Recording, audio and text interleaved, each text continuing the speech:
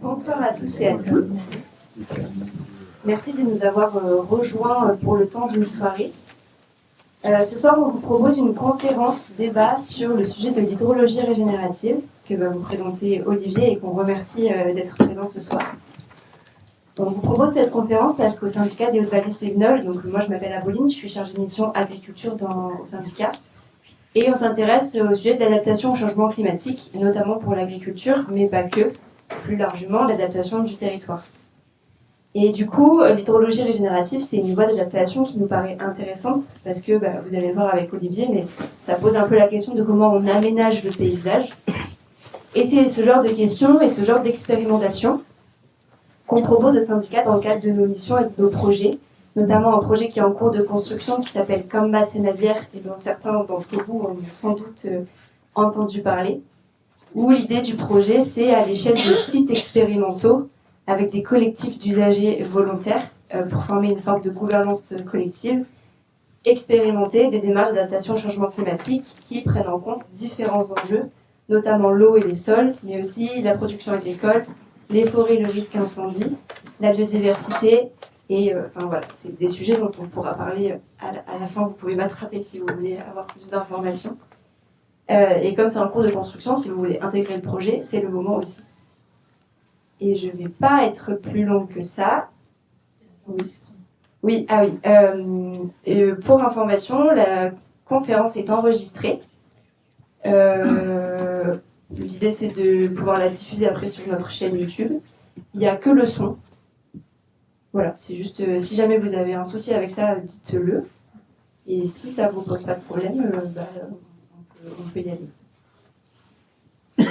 Trop chouette. Bonne soirée. Merci Apolline. Bonsoir. Alors excusez-moi, je sors d'une grippe, donc un petit peu que j'ai des petites quintes de tout par moment. Donc, voilà, désolé si ça se produit. Donc on va passer alors du coup, je vais vous faire une intervention autour de 40-50 minutes sur cette thématique dont vous avez dû entendre parler. Et ensuite, on pourra discuter. Donc voilà, c'est une formation une intervention qui est assez générique. Et après, on pourra évoquer pas mal de choses sur le territoire et plus adaptées. Alors, je commence toujours mes interventions par cet animal. Donc, j'espère que ça parle à quand même un certain nombre d'entre vous ici, sur ce territoire. Donc, c'est à qui a déjà entendu parler de l'écrevisse à pattes blanches? Super.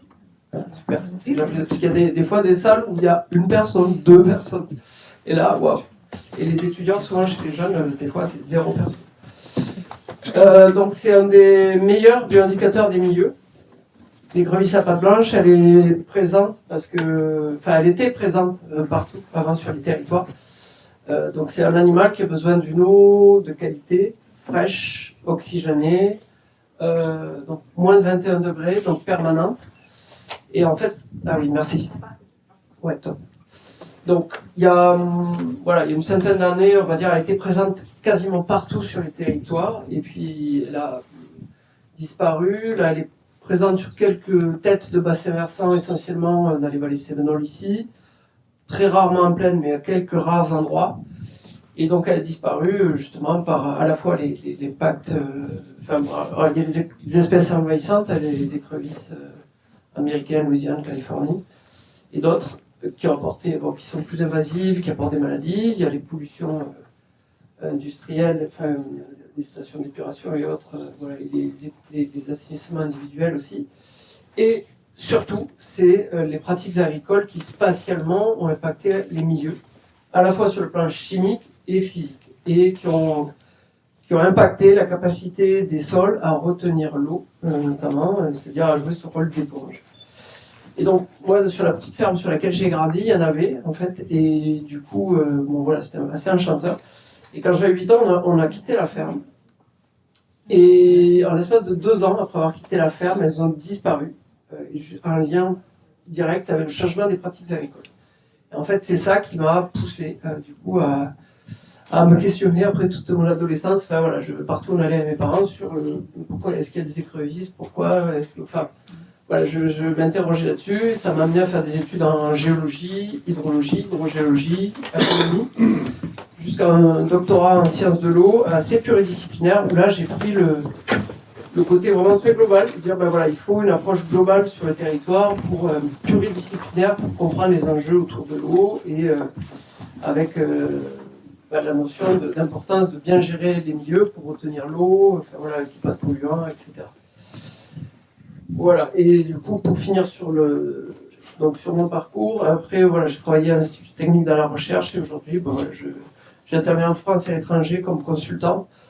J'accompagne des projets de territoire, d'associations, de grands domaines, de viticulture ou autre, voilà, sur ces thématiques-là. Alors, d'abord, on va faire un petit crochet par la gestion des milieux pour un peu poser les choses. Donc, l'histoire de l'Égoile aussi, j'espère que tout le monde la connaît ici. Voilà, elle est assez connue bien au-delà des frontières du Gard. Bon, pour faire courte, en gros, alors, ce qui s'est passé sur l'Égoile, s'est passé et se passe aujourd'hui partout encore sur la planète. C'est-à-dire qu'on a déboisé, donc à la limite c'est une chose, mais après surtout derrière on a pâturé et surpâturé. Et en fait, en pâturant et surpâturant, on perd beaucoup de sol. Et donc là c'était le cas, et du coup l'Égoile, comme quand il pleuvait, il y avait des inondations très violentes. Des crues très violentes, et l'été, les sources tarissaient les unes après les autres, puisque l'eau n'était plus retenue, elle passait très vite. Et donc c'est Fabre et Flao qui se sont dit il faut faire quelque chose.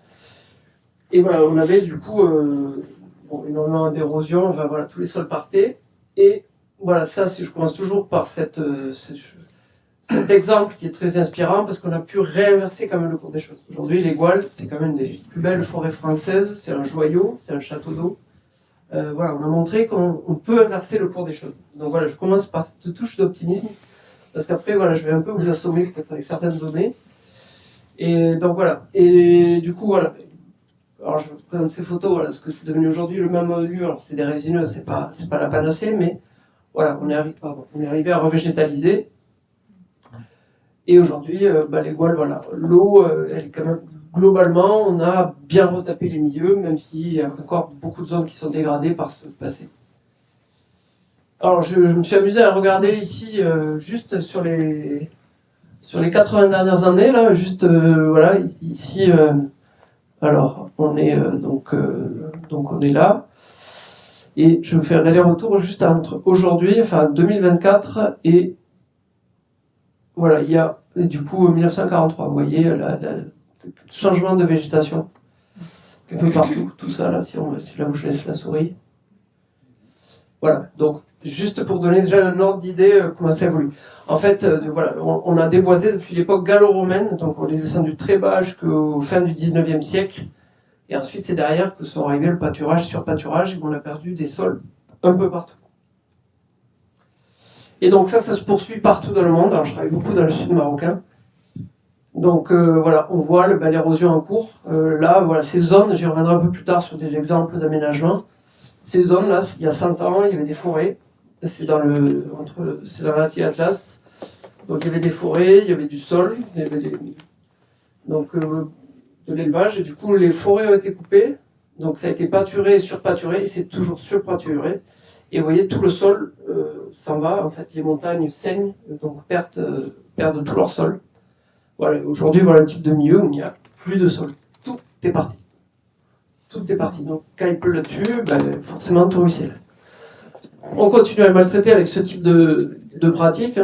Voilà, là, on appauvrit énormément les sols, même si on a l'impression que l'eau va bien rentrer, mais sur le long terme, on appauvrit fortement le capital de fertilité du sol et de sa capacité à retenir l'eau, à la fois pour des histoires de fertilité, de minéralisation, enfin je ne vais pas rentrer dans les détails, et aussi d'érosion. Donc c'est des sols qui vont s'éroder très facilement sur le plan de l'eau, mais aussi sur le plan du vent, de l'érosion éolienne. Donc ça, chaque année, c'est des tonnes de mètres cubes de sol, des mètres cubes de sol qui partent chaque année. Les parcelles de vignes, la même chose. Là, j'ai pris volontairement une parcelle en bio pour vous montrer. Ça fait plus de 20 ans qu'elle est en bio. Mais le sol est mal géré. On voit à quel point les rangs se déchaussent. Tout ce sol qui s'en va, c'est d'autant de capacité à retenir l'eau, à mieux la redistribuer. etc. Donc là, c'est très visible, mais souvent, on ne le voit pas, on ne s'en rend pas compte, en fait, puisque c'est tellement spatialisé et généralisé qu'on ne s'en rend pas compte. Donc globalement, voilà ce qu'on a fait depuis pas mal de temps, parce que le climat le permettait. On a desséché les paysages, on les a assainis, parce qu'effectivement, trop d'eau, souvent, c'est pas forcément compatible avec les pratiques agricoles. Donc, on a appauvri les sols, de ce que je vous ai montré précédemment. On a fait tous les rangs dans le sens de la pente, les routes dans le sens de la pente. On a coupé les arbres parce que ça nous embêtait. Voilà, on a tout simplifié. Voilà. Et dans ce schéma-là, tout est fait pour que l'eau, quand elle tombe, elle parte, elle va très vite à la mer, en fait. On évacue le problème de l'eau, un peu comme dans les villes. Dans les villes, l'eau est souvent considérée comme un déchet. Voilà, on l'évacue dehors, alors que voilà, il faut tout repenser. Donc, je refais un deuxième point de contexte sur les changements climatiques, voilà, pour que vous ayez un peu... voilà, moi, je vous pose les données sur lesquelles je travaille. Alors, ça tombe bien, parce que c'est des données du Gard. Et pour voir les leviers qu'il va falloir activer et l'urgence dans laquelle on est. Donc, moi, je ne parle pas de changement climatique, mais d'accélération des changements climatiques. Alors, sur la pluviométrie, au final, c'est compliqué à prévoir ce qui va se passer. C'est très variable. Là, vous voyez, bon, c'est les PO. On a une tendance légère à la diminution. Ce qui s'est passé les dernières années, là, il y a eu quasiment le même événement il y a 100 ans. Sauf que ce qu'on va voir, c'est sur le plan thermique, où c'est pas la même donne. Sur le pixel loop, la tendance, elle est quasi stable, vous voyez. Donc voilà, selon les lieux autour de la Méditerranée, c'est très difficile à prévoir ce qui va se passer.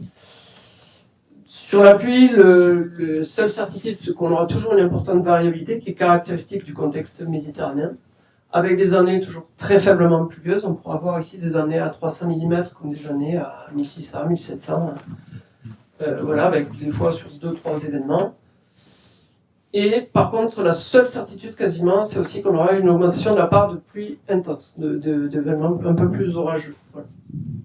Mais sinon, après, bien malin qui arrivera à prédire ce qui va se passer au niveau de la pluie. En revanche, sur les températures, c'est une autre histoire. Là, pour le coup, la trajectoire se dessine quand même assez bien. Alors, suite à différentes observations, je me suis remis à travailler sur les données climatiques pour étudier un peu, parce que voilà, il y a des choses qui m'alertaient. Et donc là, par exemple, je travaille souvent sur chaque projet sur lequel je travaille, un peu partout autour du pourtour méditerranéen, parce qu'on a la chance d'avoir accès à plein de données en France, enfin sur le côté français. Chaque point représente la moyenne des températures maximales journalières sur les mois de juin, juillet et août. C'est-à-dire ça fait à peu près 90 valeurs de température maximale. Si, par exemple, il fait au maximum 35 dans la journée, je prends 35. S'il fait 36, c'est 36. Et donc là, c'est l'évolution de ces moyennes des maximums entre 1968 et 2025. Donc à Nîmes, puisque cette station, je l'ai prise parce que je travaille beaucoup sur le Gard Hérault, parce que c'est la plus longue série, c'est pas trop proche de la mer, c'est pas trop en altitude, il n'y a pas de trou dans les données, c'est des données de qualité. Voilà. C'est pour ça que je travaille sur cette station. Et donc, quand on regarde les données, on a plus de 4 degrés d'écart. C'est-à-dire qu'un arbre qui a poussé dans la fin des années 60, aujourd'hui, il se prend tous les jours l'été 4 degrés de plus que ce qu'il se prenait. Et voilà, le pire, c'est que les choses s'accélèrent. Là, un graphique encore plus parlant sur le nombre de jours de dépassement des 35 degrés. Pour que vous voyez un peu le truc. Donc ça, c'est valable partout autour de la Méditerranée, en tout cas, et en France aussi. On a les mêmes valeurs, avec pas les mêmes... il y a des régions où on dépasse peu les 35 degrés, mais tout ça, c'est un peu les mêmes répercussions. Pardon. Alors, vous voyez, dans des années 1960 et 70, c'était fréquent d'avoir des années où on ne dépassait pas les 35 degrés. C'est-à-dire, il y a même eu 76, 77, 78, on a eu 3 ans sans dépassement des 35 degrés à Nîmes. Donc pas un seul jour où la température de 35 degrés a été atteinte. En 1983, on a eu 7 jours au-dessus de 35 degrés. On a atteint les 10 jours en 1991. La fameuse année 2003 où on s'est dit, ça va être l'avenir. Et depuis 2015, voilà, il y a une rupture, on en est là. Voilà. En fait, voilà, il y a une augmentation qui est assez exponentielle. Voilà, depuis 2015, pardon, voilà, le nombre de jours augmente. Et là encore, il y a 20 ans, je travaillais sur un projet où je faisais la même étude là, dans le Var, sur une zone de la RP du Var. J'ai eu les pires chiffres que j'avais jamais vus pour mon tour. J'ai eu 55 jours au-dessus de 35 degrés. Voilà, donc pour vous dire, on arrive presque à 2 mois dans certains coins où on dépasse les 35 degrés. Donc voilà, j'aime bien, voilà, une plus grosse arnaque. Je suis pas sûr. Alors tout ça, cette augmentation des températures aura entre autres comme effet, un effet qui va être, ça c'est au-dessus de l'ODEV, c'est des chênes verts. En fait, ça, c'est la combinaison de ce que je vous ai montré avant sur les sols et cet effet climatique. Là, c'était des zones qui ont été déboisées, pâturées. La végétation naturelle est revenue suite à la déprise des éleveurs. Et donc, les arbres qui ont poussé, là, ont beaucoup moins de sol qu'à l'origine. Exposition sud-ouest.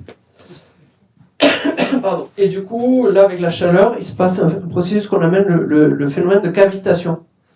C'est-à-dire que l'air est tellement sec et tellement chaud et très peu humide qu'on va avoir un phénomène de dessiccation dans l'air et en fait l'eau circule par tension dans les arbres, dans les végétaux, c'est-à-dire entre différence de tension entre le sol et l'atmosphère.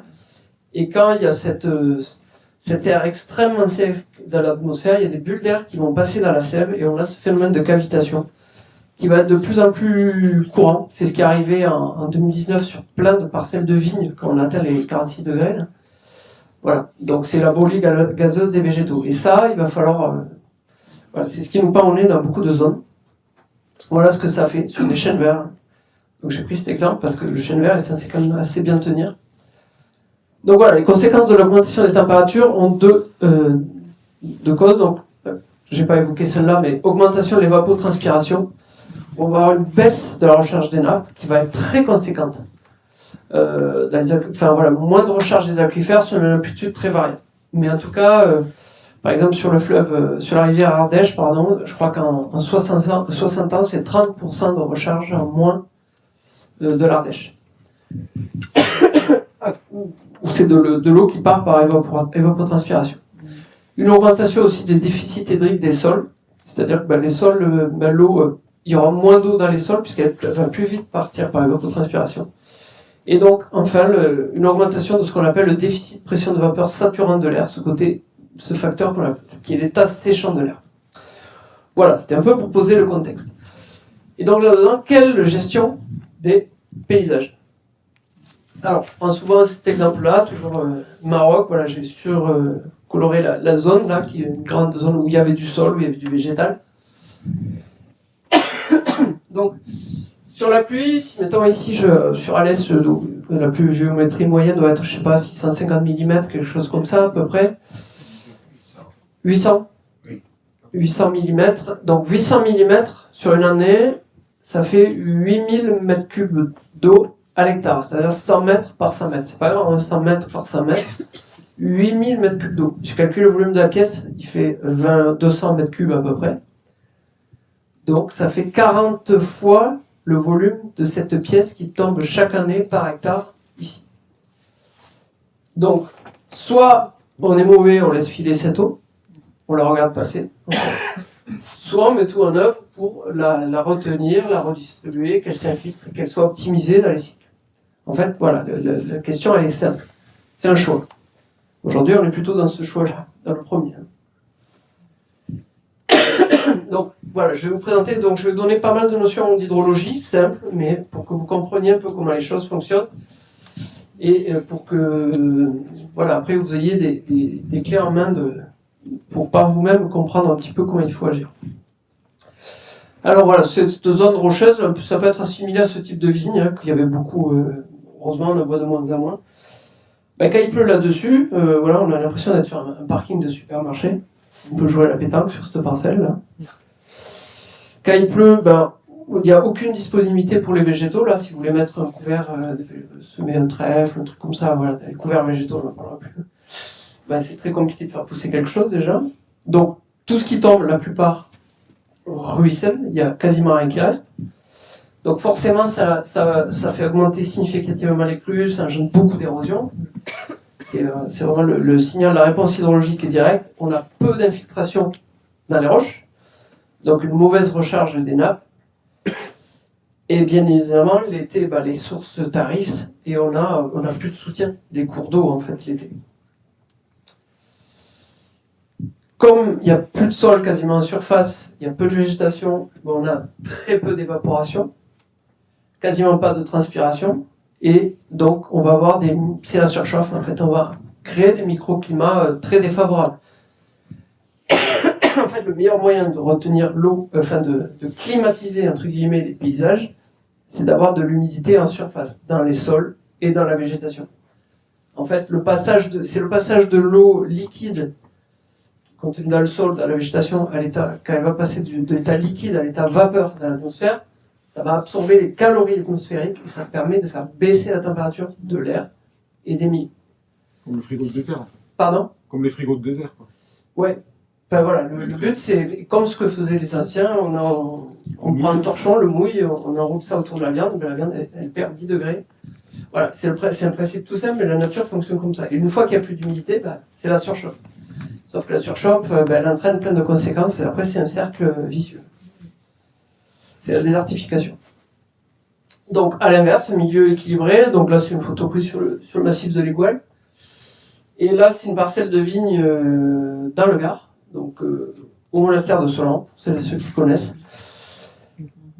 Donc voilà, où il y a plus de 30 ans de gestion ultra vertueuse des sols, de pratiques agroécologiques. Et donc là, à l'inverse, quand il pleut sur un système comme ça, il n'y a pas d'observation. Alors là, la photo n'a pas été prise en plein été. En plein été, c'est comme de la paille, c'est sec, bien évidemment. Mais c'est pour montrer la vigueur de la parcelle de vigne.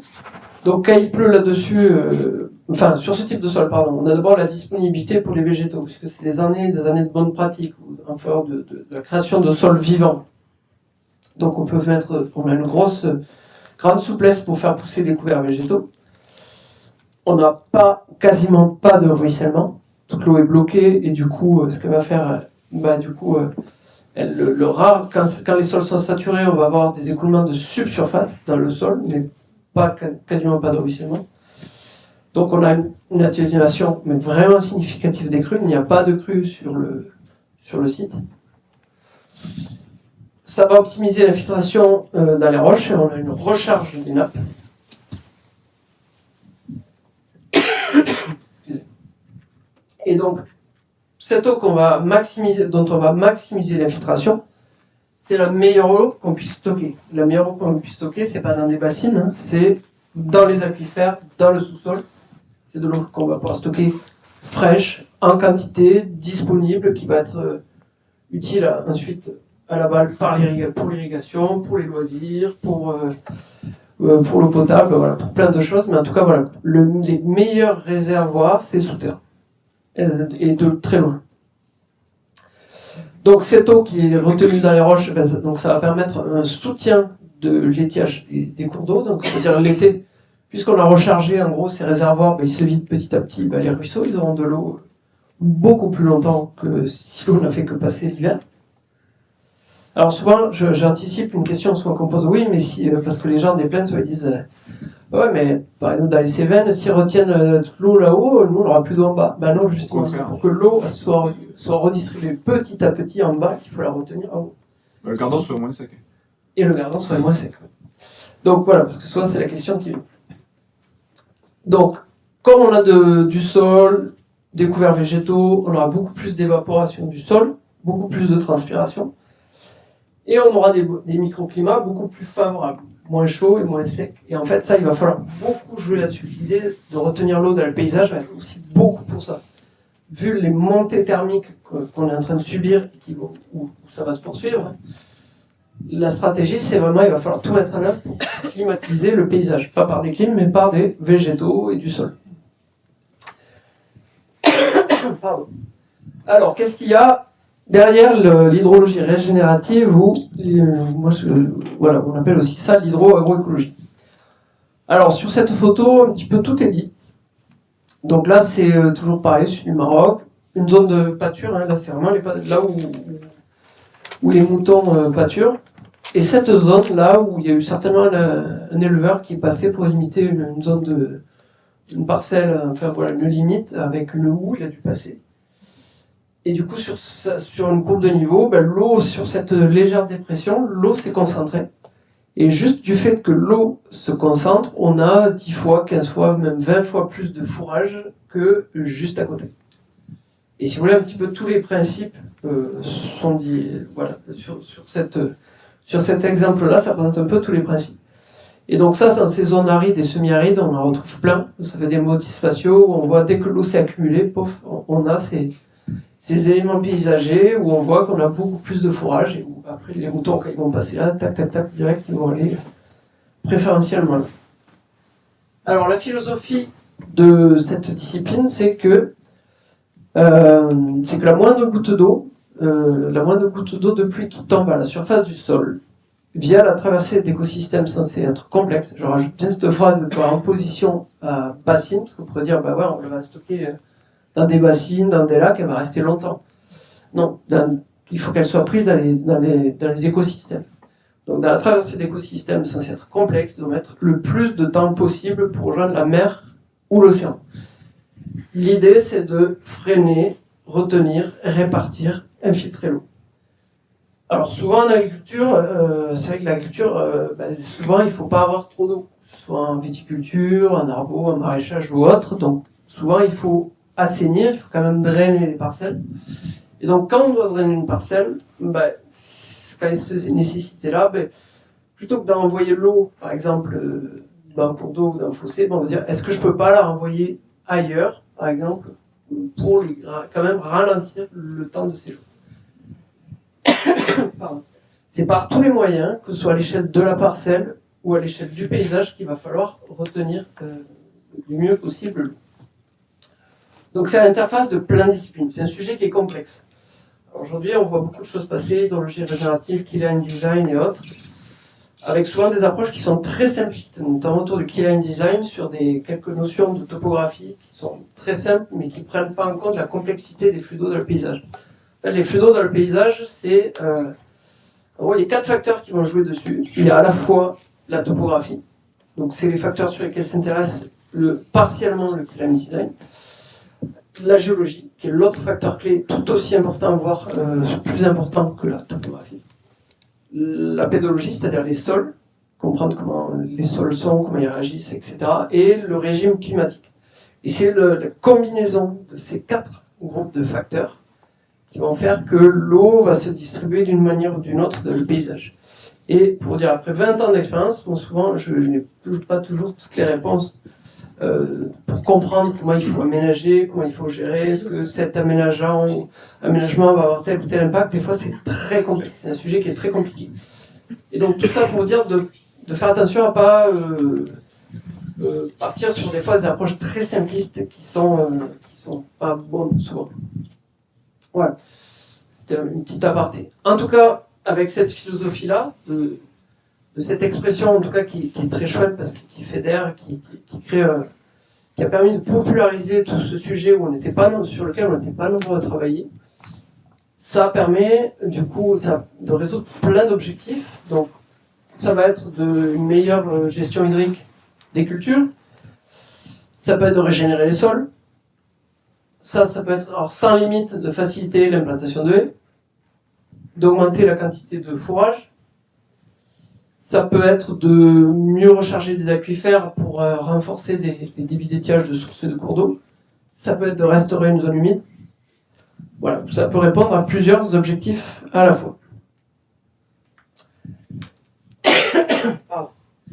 Donc le monde d'hier, on était, voilà, ce que je vous montrais tout à l'heure, c'était comment dessécher donc les paysages.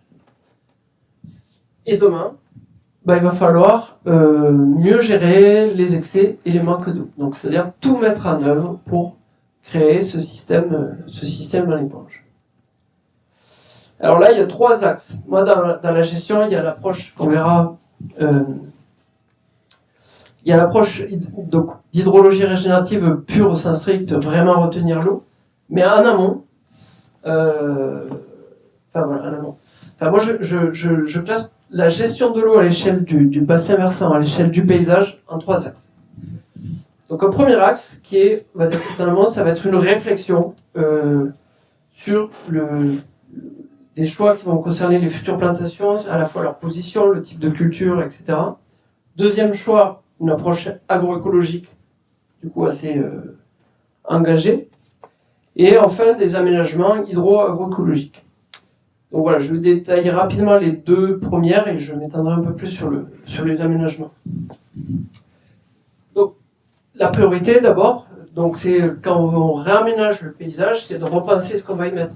Pas mettre du maïs n'importe où, enfin voilà, mettre des cultures aux bons endroits. Aujourd'hui, on sait qu'il y a beaucoup d'expositions où on faisait la vigne plein sud, sur les graves, les terres de coteaux, tout ça, c'était top. Aujourd'hui, de plus en plus, ça va être d'aller au carton, parce que ça va être la surchauffe. Donc voilà, il faut repenser les choses, voilà, rééquilibrer les orientations. Donc, il y a notamment l'exposition, enfin l'exposition des parcelles, ça va être, il va falloir privilégier les parcelles entourées de forêts, multiplier les haies, planter au maximum sur les courbes de niveau, quand on peut. Jouer sur la densité de plantation. En Espagne, en Tunisie, par exemple, plus vous descendez dans le sud, plus les oliviers vont être espacés. Et par contre, ils auront quand même de grandes, comment dire, le pied, les grands. Pardon, le pied va être très grand, et du coup, on aura quand même beaucoup d'ombre, mais les arbres vont s'espacer. Et voilà, il y aura un ratio, un équilibre entre l'ombre et le prélèvement d'eau qui est bien géré. Le mode de conduite. Voilà, sur comment on va solliciter des fruitiers, de la vigne. C'est sûr, si on veut faire cracher la vigne, voilà, si on veut produire du bon vin, on a plein de leviers. Un des très gros leviers, quand on va aménager, c'est le greffage sur place, que faisaient les anciens. Un des moyens très forts quand on plante de la vigne ou des vergers, c'est d'augmenter la quantité à laquelle une plante va avoir accès. Un moyen assez puissant, c'est d'augmenter son enracinement. Et une manière d'augmenter l'enracinement d'une plante, à la différence, si on prend par exemple les pieds de vigne qui sont plantés aujourd'hui, ou de nombreux fruitiers qui sont, on appelle greffés soudés, qui ont été greffés en pépinière, vous les mettez directement, du coup quand vous les plantez, les arbres, toute l'énergie au début, après la plantation, va se concentrer sur la partie aérienne. Et les racines vont très peu pivoter. En fait, elles vont rester très superficielles. Ce qui, au final, vous fait que vous aurez une partie exploitée racinaire qui va être assez faible. Et toute sa vie, l'arbre, il va pinailler. Alors qu'à l'inverse, ce que faisaient les anciens dans beaucoup de situations, ils plantaient, ou ils se mettaient des noyaux, ou ils plantaient d'abord le porte-greffe, et ensuite le greffon. Et quand on plante le noyau, là c'est évident, là, ça pivote. Quand on plante un porte-greffe, l'arbre là, va avoir tendance à pivoter plutôt que à l'horizontale. Et du coup, ça va permettre d'explorer une épaisseur de sol beaucoup plus importante et ça donne accès à ce qu'on appelle une réserve utile pour la plante beaucoup plus importante. Et ça, les anciens ils le faisaient. La plupart des vignes étaient super résistantes à cause de ça. Parce que du coup, les racines descendaient très profondément. Aujourd'hui, la plupart des vignes, les racines elles descendent sur les clones qui sont répétés à l'infini, sur des greffés soudés plantés souvent à l'arrache. Ça fait des vignes qui ont peu de réserves utiles et du coup qui vont être très sollicitées de surcroît quand les sols sont abîmés, avec des mauvaises pratiques. Donc voilà, on est sur un système qui ne tient pas. En tout cas, plus on va optimiser par exemple sur ce levier-là, plus on peut se permettre d'aller loin. Et ça, c'est un levier qui est extrêmement puissant, par exemple. Après, il y a encore plus puissant, c'est de greffer sur du sauvage. Voilà. Mais voilà. Ce que faisaient les anciens. Alors, c'était un coup, greffer sur place, mais voilà. Donc, partir sur des sélections massales, des variétés résistantes. Voilà. Donc, en amont, il y a tous ces choix-là qui vont être très importants. Ça veut dire quoi, sélection massale? On va sélectionner sur la masse, en fait. On va prendre dans une population tous les individus qui vont être les plus intéressants par rapport à des critères qui nous intéressent, comme la résistance à la sécheresse ou autre, et on va repartir sur une population qui va être aussi diversifiée. On va refaire quelque chose qui va être aussi diversifié direct. Ça ne sera pas que la même. Souvent les vignes, c'est que le même clone. C'est la même génétique, quoi. C'est le même individu, quasiment. Une parcelle. Voilà, donc là, c'est de prendre plein de beaux individus qu'on va multiplier, mais on aura de la diversité sur une parcelle, sur des critères intéressants et pas des critères amoindris. Deuxième levier qui est encore sous nos latitudes très puissant et un des plus puissants, c'est l'approche agroécologique. C'est-à-dire comment on va en fait tout mettre en œuvre pour retenir l'eau spatialement. Le meilleur moyen, c'est de retenir l'eau à l'échelle. Enfin, pour retenir l'eau, c'est pas forcément de faire des aménagements lourds, c'est de se dire ben non, enfin sur les pentes pas trop extrêmes bien sûr, c'est de dire ben, il faut qu'on retienne l'eau partout à l'échelle de la parcelle. En fait, quand l'eau tombe, qu'elle ne ruisselle pas, qu'elle s'infiltre au niveau de la parcelle. Donc tout ça, c'est les pratiques agroécologiques. Donc les pratiques agroécologiques, elles vont être diverses. Donc voilà un exemple, bon, c'est sur ligne, mais sur mosaïquer le paysage, avoir des petites parcelles, limiter le travail du sol, donc pas de sol nu. Pas de sol nu, des couverts végétaux. Alors les couverts végétaux, j'en parlais tout à l'heure, donc c'est des cultures qu'on va mettre, donc ça va être des céréales, des légumineuses, des crucifères, protéger le sol, enrichir, enfin voilà, permettre à l'infiltration de pénétrer, permettre à l'eau de pénétrer, protéger de l'érosion, nourrir en sucre le sol, c'est-à-dire que chaque brin d'herbe, c'est comme un panneau solaire qui capte le carbone de l'atmosphère via la photosynthèse, enrichit le sol, alimente toutes les chaînes de vie dans le sol. Et donc là, on améliore le sol. Enfin voilà, on s'inspire c'est ce qui s'appelle les solutions fondées ou inspirées sur la nature. C'est ça en fait. L'agroforesterie, comment l'arbre va être aussi utilisé dans ce milieu. L'arbre a un rôle clé dans la gestion des paysages de demain. Enfin, c'est un acteur essentiel, à la fois pour climatiser les paysages, pour favoriser l'infiltration de l'eau, pour apporter de la matière organique, pour la biodiversité, et j'en passe. Voilà, le nombre de ces services sont vraiment multiples. Le compostage, toutes les pratiques de compostage, et aujourd'hui, les micro-organismes efficaces, notamment la lithofère. Donc, pour celles et ceux qui ne connaissent pas, en gros, on prend des micro-organismes de forêt, on les multiplie avec des sucres, les micro-organismes de forêt. On va gratter en forêt un petit peu de la litière, là, et les champignons, on prend les filaments blancs. En sous-bois, on mélange les sucres lents, sucres rapides, bactéries lactiques, je veux dire rapides. On met ça sans oxygène pendant un mois à 30 degrés, ça multiplie, on va dire, ça fait une sorte de ferment, et ensuite ça, on le remet dans une phase liquide, on pulvérise. Ça fait un peu barbare comme ça. Mais en gros, l'idée, c'est de multiplier des micro-organismes qui ont en lisière et de les pulvériser pour décupler, catalyser tous les processus de vie. Voilà, mais ça, si vous tapez sur Internet, c'est développer l'interhumanisme pas très loin d'ici. Vous avez toutes les fiches. Et enfin, le troisième axe, donc le volet médiatique en ce moment, où tous les aménagements, on va dire hydro-agroécologiques, qui sont un peu le symbole de l'hydrologie régénérative, mais qui sont souvent, sous le contexte, ne sont pas forcément toujours utiles. Alors, voilà, j'ai mis ça, c'est une photo de Bessières, donc je vous explique un peu plus loin ce que c'est. Donc, il y a différents ouvrages, donc ça peut être des terrasses, donc j'ai fait un focus spécial terrasse aujourd'hui, ce que je ne fais pas d'habitude. Voilà, des baissières. Alors les baissières, on verra, c'est comme des fossés, donc c'est ce qu'il y a au-dessus, c'est comme un fossé, sauf que c'est sur la courbe de niveau, il n'y a pas d'entrée, pas de sortie, l'eau est bloquée, et elle va s'infiltrer lentement pour régénérer, pour recharger une nappe ou autre.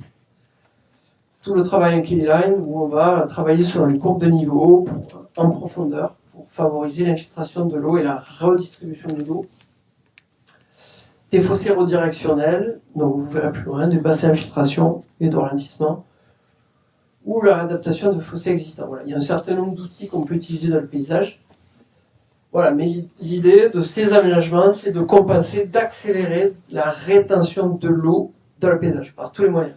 Avant, tout ce qu'on a fait jusqu'à présent, c'est mettre des fossés, on évacue, là on va faire un peu l'inverse. On va, allez hop, on va tout retenir.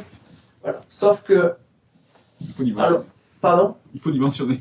Il faut dimensionner, puis après, souvent, c'est très subtil. Voilà, pour pas sursaturer, pour pas que... Enfin voilà, il y a plein de... C'est de l'ingénierie. Donc voilà, tout se fait... Les principes, c'est de travailler selon les courbes de niveau. La réflexion, elle se base vraiment sur une répartition sur les courbes de niveau, donc d'égale altitude, avec un outil souvent très simple, c'est le niveau égyptien. C'est avec ça... je Voilà, c'est avec quelque chose comme ça qu'ils ont fait le pont du Gard. Ça permet de faire un truc ultra précis. On peut faire des pentes à 0,2% ou autre avec ça si on veut. Et donc, un des outils très puissants qui existe depuis très longtemps donc de gestion d'hydrologie régénérative, ce sont les terrasses, que vous connaissez bien. Donc, les terrasses Sevenol, qui, autant les humains ont fait plein de bêtises, mais autant les terrasses sont vraiment c'est une œuvre de l'humanité. C'est quelque chose qui est quand même qui a permis de bien retenir l'eau, bien fixer les sols, bien faire pousser de la végétation, qui ont demandé beaucoup d'entretien. Alors là, j'ai mis un ersatz de terrasse. C'est juste pour vous montrer un petit peu le rôle pour avoir une terrasse. Alors comme moi, à côté de là où j'habite, il y a des sols très très secs, il fait très très chaud sur le Salagou. Et voilà, souvent on voit des choses, ça permet d'avoir des choses assez pédagogiques. Voilà, là c'était juste un petit bout des restes d'une relique de terrasse, et on voit juste la terre que ça retient. Donc ici c'est déjà la roche, au-dessus la roche, et voilà, juste ce muret il permet de retenir cette terre-là, avec du végétal. Et évidemment, quand il pleut, bah ici l'eau va être beaucoup plus freinée. Alors ça saturera vite, parce qu'il n'y a pas beaucoup de sol, mais en tout cas elle va être freinée. Alors que là, si elle tombe ici, elle ruisselle directement, ça ruisselle directement. Voilà, en fait c'est ce comportement, voilà, ça a évité l'érosion. Et ça a permis de retenir du coup le sol et ralentir les pluies quand elles arrivent. Là exactement pareil, voilà, c'est juste pareil, ça permet de voir un petit peu. Donc il y a la roche partout, les zones où il reste certaines terrasses. Après il y en avait un peu partout, beaucoup ont été emportées puisqu'elles sont plus entretenues sur ces zones, là tout était terrassé, il y en a partout. Et donc celle-là qui reste là, bon je pense qu'elle est condamnée, hein, parce qu'on voit les ravines, mais en tout cas sur cette zone, ben, voilà, on voit le sol qui est retenu, ben, bien évidemment quand il pleut, ici l'eau s'infiltre, elle ne ruisselle pas, beaucoup moins, parce qu'on a un sol, c'est du sol qui s'est formé, c'est pas la roche qui est ici, voilà, on voit, donc ça c'est vraiment, on est en plein dans le rôle d'une terrasse. Donc sur le même secteur, sur ce type de terrasse, bon voilà, c'est classique, mais pour vous montrer, la photo, je trouve, elle était par là. Sachant que je viens ici, voilà, j'ai fait ces photos en me baladant. Sans les terrasses, c'est vraiment blanc-noir. En fait, on est sur des sols qui sont très sensibles, hein, sur la ruffe du Salagou. C'est-à-dire, et alors pareil, ces zones rouges, tout ça, là, ces paysages qui sont aujourd'hui très touristiques, en fait, c'est pas naturel. Hein, c'est lié au fait que ça a été déboisé, pâturé, surpâturé. Et en fait, ça échappe, après c'est très difficile à restabiliser. En fait. C'est des sols très très fragiles. Et les zones où ça a été bloqué, où on a pu mettre des terrasses, les entretenir, et sûr, bah, du coup ces zones restent avec du sol. De l'épaisseur de sol, des cultures. Mais à côté, sinon tout est parti. Et si là vous enlevez les terrasses, vous les abandonnez, vous les entretenez plus, allez dans, je sais pas, dans 60 ans, entre 100 ans maximum, c'est pareil, ça sera pareil de l'autre côté, je pense. Donc voilà, et on voit, du coup, ça c'était les oliviers que je vous ai, c'est vraiment cela, et on voit l'effet. Alors là, on a l'impression que ça penche, ma photo est un peu. C'est horizontal, là. Ça fait un effet d'optique. Donc l'effet d'une terrasse, voilà, pour vous présenter un peu le rôle d'une terrasse, et qui est vraiment un outil extraordinaire. Alors là, c'est juste une représentation qui est très caricaturale, hein. C'est juste pour essayer de vous faire comprendre, pour les non-initiés à la géologie. On imagine, voilà, les schistes, souvent c'est des feuillets, c'est des plaquettes. Les schistes sont globalement peu perméables, mais il peut y avoir de l'eau qui s'infiltre dans les fractures, dans certaines interfaces. Et on a un peu plus de fracturation à la surface, proche du sol. Là, j'ai mis plus du tout de sol, on va dire. C'est des zones qui existent à la SCVM où tout le sol est parti, puisque déboisement, pâturage sur pâturage. Et donc, quand il pleut sur ces zones-là, donc toute l'eau, bien évidemment, tombe, il n'y a quasiment rien qui ruisselle. Vous prenez un schiste à la surface, il n'y a plus de sol. Il a beau être, les feuillets, on peut être comme ça, et des fractures, il n'y aura rien qui va rentrer. Tout va ruisseler, puisque l'eau, elle n'a pas le temps de s'infiltrer. Et donc forcément, on génère un signal, une crue qui va être de plus en plus, des volumes d'eau de plus en plus conséquents vers l'aval. Voilà, avec très peu d'eau qui s'infiltre dans les infractuosités, on aura quasiment plus d'eau qui coule à l'aval. Si dans un fonctionnement un peu plus naturel, en zone schisteuse, à l'inverse, donc bon, quand il pleut, on aura de l'eau qui va circuler dans le sol, à la surface de ces schistes. Notamment là sur les premiers mètres, souvent il y a un peu de circulation dans le sol et dans les micro-fractures, et on va avoir de l'eau qui va rentrer un peu plus grande quantité dans ces fractures par endroit, lorsque possible. Voilà, il y a toutes les configurations imaginables. C'est juste pour vous dire un peu le rôle qu'a ne serait-ce que le sol posé à la surface de la roche en fonction de l'orientation des couches. Parce que là, les couches sont comme ça, mais si elles sont horizontales, on ne peut rien faire, par exemple. Sur des schistes, des plaquettes qui sont horizontales, c'est mort. Mais voilà, il y a des configurations où la manière dont va être géré le sol à la surface, on aura plus ou moins d'eau qui pourra s'infiltrer ou pas, ou générer des crues. Donc là, ça permet forcément cette eau qui va s'infiltrer, on l'aura à l'aval. On pourra avoir des sources, des petites sources, voilà, comme il y a plein de sources dans les Cévennes qui sont un peu sur ce principe. Et donc si on met tout ce paysage en terrasse, on va accentuer encore plus cet effet. Donc on aura encore plus d'écoulement dans les zones de surface et on aura pas mal d'infiltration, enfin un peu plus d'infiltration. En tout cas, on va soutenir le débit des sources. Et surtout, on va éviter l'érosion. On aura quelque chose qui va être stable. Alors certes, qui demande de l'entretien, mais on va avoir quelque chose de particulièrement fonctionnel et où on retient l'eau au maximum dans le paysage. Deuxième outil, donc qui est très répandu, donc les terrasses, voilà. Le seul problème des terrasses, c'est que c'est très compliqué, très coûteux. Et voilà, après ça peut être des projets collectifs, ça peut être... Mais voilà, on n'avance pas vite quand on va aménager tout un vallon avec refaire les terrasses, c'est quand même très compliqué, parce qu'il ne faut pas oublier que les paysans et les éleveurs ont mis des centaines d'années à faire aménager les paysages en terrasse. Hein. Donc voilà, deuxième aménagement sur les baissières, donc c'est fossé sur les courbes de niveau, vraiment réparti sur les courbes de niveau, où l'eau peut s'infiltrer de manière homogène sur la courbe de niveau. Donc selon le type de sol, l'exposition aura des effluves qui vont être plus ou moins verticaux, plus ou moins dans à la fin. Plus c'est argileux, plus ça va pouvoir descendre bas, plus c'est sableux, plus les processus seront verticaux. Voilà donc l'exemple de tout à l'heure. Voilà d'autres exemples. Alors souvent dans nos régions, c'est pas toujours évident de les avoir à nous, d'être là au bon moment. Voilà, donc ça peut être de plein de dimensions différentes. Un deuxième ouvrage. Donc ce type d'ouvrage, en fait, quand l'eau là est bloquée, va stagner et elle s'infiltre. Alors, il peut y avoir plein d'objectifs, mais notamment ça peut être régénérer le sol, mieux infiltrer, recharger la nappe. Quoi qu'il en soit, cette eau qui va mettre plus de temps va mieux hydrater en général de manière quasi systématique que l'aval. Et en fonction de la roche, dessous on aura de l'infiltration, ça va permettre de soulager, permettre à des cultures de pousser plus facilement ou autre. Voilà un type d'aménagement que j'ai mis volontairement aujourd'hui parce que c'est une alternative efficace aux terrasses à moindre coût. Alors quelque chose qu'on a développé là sur les projets au Maroc, c'est une double baissière, mais dans celle de l'amont dans laquelle on a intégré un cordon pierreux. Le cordon pierreux, donc là on fait il y a une première baissière ici. Attendez, ça sera mieux parce que je fais la main. Une première baissière ici, donc l'eau, quand elle arrive, elle descend, hop, elle est bloquée par les pierres.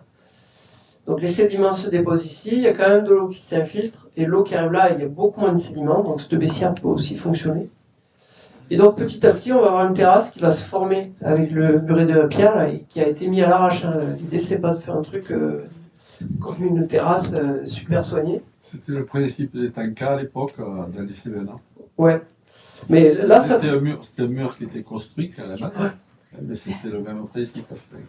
Et là, sauf que là, c'est pas que dans les talmecs, c'est partout. Ça peut se faire vraiment sur toutes les courbes de niveau, et ça permet rapidement de refaire des petites terrasses, en fait. Et à vraiment moindre coût et rapidement. Donc c'est pour ça que j'ai mis ça, je me suis dit que c'était adapté, voilà, pour le contexte de terrasse. Après, c'est aussi peut-être adapté plus aussi par rapport aux épisodes Cévenol avec des flux un peu importants. Et les cordons ralentissent un peu plus qu'une baissière simple, quoi. Oui, ça sature de suite. C'est ça, oui. Ouais. Et là, ça permet de retenir l'érosion, mais surtout, ça permet de refaire vite de refaire des micro-terrasses. Voilà, pour montrer, voilà, sur ce type de... Ça, c'est le type de paysage, comme je vous montrais tout à l'heure. Voilà, les parcours. Et donc là, par exemple, là, c'est une zone où, juste pour vous dire, ça a été on est arrivé à mettre en place des bassins versants pilotes. Et donc ça donne maintenant, ça a permis de faire germer d'autres projets à d'autres endroits. En fait. Mais là, l'idée sur ce territoire où ils ont tout perdu, en fait, couper les arbres, le sol est parti, donc c'est terrible. Et donc, en fait, la réussite d'un projet de territoire, en gros, pour résumer, voilà, c'est une diapo que j'avais utilisée dans le cadre d'une réunion où il y avait des élus, des bailleurs, etc. C'est vraiment le croisement des méthodes de la concertation territoriale, de l'hydrologie régénérative, et avec l'appui des collectivités territoriales et du soutien financier de bailleurs. C'est un peu le combo gagnant. C'est-à-dire qu'il faut que les collectivités aident à impulser le truc à l'échelle de leur territoire, qu'elles facilitent, que des bailleurs puissent soutenir, et ensuite d'avoir des bons outils de concertation territoriale pour que les projets puissent être adoptés par tout le monde. Et que tout le monde... Parce que c'est très compliqué. Voilà, si on fait des choses chez quelqu'un, chez un agriculteur, si le voisin... s'il n'y a pas de bonne concertation, le voisin va être jaloux, etc. Enfin voilà, c'est toujours très compliqué. Donc voilà, ça a été la réussite de ce projet. Voilà, c'est vraiment le croisement de la concertation territoriale, surtout, et de l'hydrologie régénérative. Donc voilà, on a formé beaucoup d'éleveurs sur ces projets. Donc c'est des paysages entiers qui ont été aménagés. Et voilà, donc j'ai fait le focus sur ces aménagements doubles dans le paysage. Voilà, donc ça c'est après 2 ans d'aménagement. Bon, c'est des zones où ces années-là, il a plus ou moins de 100 mm pour vous montrer. Donc il y a eu beaucoup d'érosion, puis le peu qu'il a plu, c'était très violent. Mais voilà un petit peu ce que ça revient de paysage. Et là, sur une zone beaucoup moins pentue, là où il y avait les photos avec les troupeaux, voilà la végétation. Il n'y avait rien. Hein, on a les photos, il n'y avait pas une herbe. Donc là, il y a peut-être 100 fois plus de végétation que ce qu'il y a eu. Alors il y a à la fois l'arrêt du pâturage temporaire, mais aussi et surtout les ouvrages. Et ces ouvrages doubles, en voici un. Là, vous voyez, il y a le cordon pierreux qui est dans une première baissière. Là, ça fait une terrasse. Aujourd'hui, ça y est. Et là, vous avez 2 amandiers qui ont poussé sans aucune goutte d'irrigation, donc dans le sud marocain. Voilà, pour montrer que c'est quand même faisable. Alors après, la stratégie, c'était de multiplier le nombre de noyaux. De dire, bah voilà, sur 100 noyaux, ceux qui vont... celui qui va arriver à pousser, ben, ça va être le guerrier qui va permettre, voilà, c'est sur lui qui va falloir se baser. Et donc voilà, on est arrivé à faire pousser des amandiers. Et donc voilà, et sur ces zones à double ouvrage, c'est là vraiment où ça a le plus régénéré. Voilà, 2019, 2025, voilà, pour vous montrer un petit peu le avant-après, ce que ça fait. C'est pas fou. Voilà, là-bas, un arbre tombe. 30 ans plus tard, il n'a pas bougé. Il n'y a pas de micro-organisme, il fait 50 degrés l'été. Enfin voilà, c'est le désert absolu. C'est pour dire de voir ça dans ces zones, c'est génial. Ensuite, on peut avoir des fossés redirectionnels dans le type d'ouvrage. C'est des choses toutes simples. Ben voilà, de l'eau qui ruisselle sur un chemin, sur une route, ben plutôt que ça parte rapidement dans les cours d'eau, dans les fossés, etc. Est-ce qu'on ne peut pas la renvoyer dans une prairie? Là, par exemple, c'est un fossé qui renvoie l'eau de chemin, de parking, où il y a des voitures garées, sur une prairie, où l'eau se perd ensuite ici et va s'infiltrer dans un bassin d'infiltration. Ici, cette eau, à travers le sol, va percoler. Et le but de ce bassin, c'est pas de stocker l'eau, au final, c'est de fuir. C'est-à-dire que l'eau, petit à petit, il y a une source un peu plus loin à l'aval. Au final, il fuit petit à petit sur la source. C'est-à-dire qu'on a, mettons, 50 mètres cubes, là, à peu près. Ces 50 mètres cubes, il est assez profond. Non, il ne fait pas 50 mètres cubes, il fait une vingtaine de mètres cubes. Ce volume-là, il va fuir... alors on peut le calculer un débit très faible, mais en tout cas, pendant 1 mois, ça va fuir pour alimenter cette source. Et donc, si on multiplie dans le paysage ce type de bassin, quand il y a des grosses crues, plutôt que des grosses bassines, ces petits bassins vont alimenter petit à petit les cours d'eau, hydratent, permettent aux arbres à côté d'avoir des racines qui vont jusque-là. Et c'est pas grave si les arbres percent le bassin, justement. Donc voilà, c'est des choses assez fonctionnelles. Donc voilà, au final, à l'échelle du bassin versant, il faut diversifier les leviers. Mais en tout cas, les gros leviers, ça va être vraiment les pratiques agroécologiques sous nos latitudes, encore tant qu'on n'est pas en contexte semi-aride ou aride. l'agroforesterie. Et ensuite, multiplier, quand c'est possible, les baissières, les bassins d'infiltration et le ralentissement. Les terrasses, voilà, tout ce qui peut être fait de manière opportune, le travail incliné, c'est-à-dire, alors le travail incliné, je n'ai pas trop parlé, mais alors j'aime pas trop les anglicismes, mais c'est de travailler sur les courbes de niveau. Vraiment, on va faire des travaux, notamment, quand on va travailler une parcelle, on va faire un sous-solage en profondeur et on va essayer d'être soit à peu près sur la courbe de niveau, soit à proximité de la courbe de niveau en fonction de si on veut désaturer, sursaturer le sol. Et on va jouer, en fait, c'est surtout du bon sens. Voilà, comment on va redistribuer l'eau de la paysage pour que l'eau mette le plus de temps possible à s'infiltrer. Voilà, en gros, le changement de paradigme est complètement possible. Voilà un exemple là où on a à la fois des terrasses. Donc ça avant c'était des parcelles de vignes comme celles que je vous ai montrées. Les terrasses talus là étaient brûlées. Il y a toujours les mêmes en face. Il y a le symétrique. Ça, il y a vraiment le avant-après. Était brûlé. Du coup, voilà, là c'était la surchauffe l'été. Et aujourd'hui, là, on a une parcelle sol super vivant, complètement enherbé. Une haie qui a quasiment 30 ans, qui est d'une vigueur folle. Et là, au bas, un fossé qui est aujourd'hui plutôt une baissière, où l'eau, quand ça ruisselle, elle est bloquée, mais du temps à s'infiltrer.